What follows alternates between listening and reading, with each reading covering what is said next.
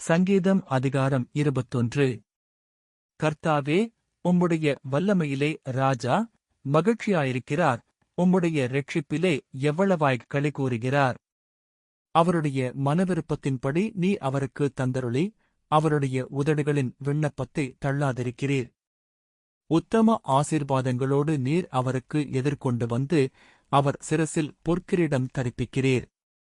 அவர் உம்மிடத்தில் ஆயுசை கேட்டார், நீர் அவருக்கு என்றென்றைக்குமுள்ள தீர்க்காயுசை அளித்தீர். உமது இரட்சிப்பினால் அவர் மகிமை பெரிதாயிருக்கிறது, மேன்மையையும் மகத்துவத்தையும் அவருக்கு அருளினீர். அவரை நித்திய ஆசீர்வாதங்களுள்ளவராக்குகிறீர், அவரை உம்முடைய சமூகத்தின் மகிழ்ச்சியினால் பூரிப்பாக்குகிறீர். ராஜா கர்த்தர் மேல் நம்பிக்கையாயிருக்கிறார், உன்னதமானவருடைய தயவினால் அசைக்கப்படாதிருப்பார்.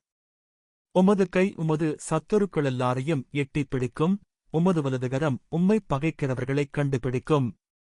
உமது கோபத்தின் காலத்திலே அவர்களை அக்கினி சூளையாக்கிப் போடுவீர்.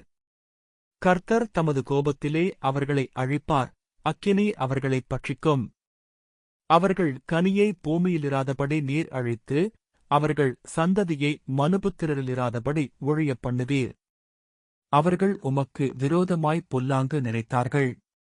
தீவினையை எத்தனம் பண்ணினார்கள், ஒன்றும் வாய்க்காமற் போயிற்று.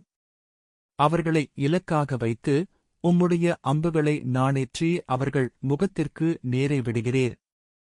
கர்த்தாவே, உம்முடைய பலத்திலே நீர் எழுந்தருளும், அப்பொழுது உம்முடைய வல்லமையை பாடிக் கீர்த்தனம் பண்ணுவோம். ஆமேன். ஆண்டவர் உங்களை ஆசீர்வதிப்பாராக.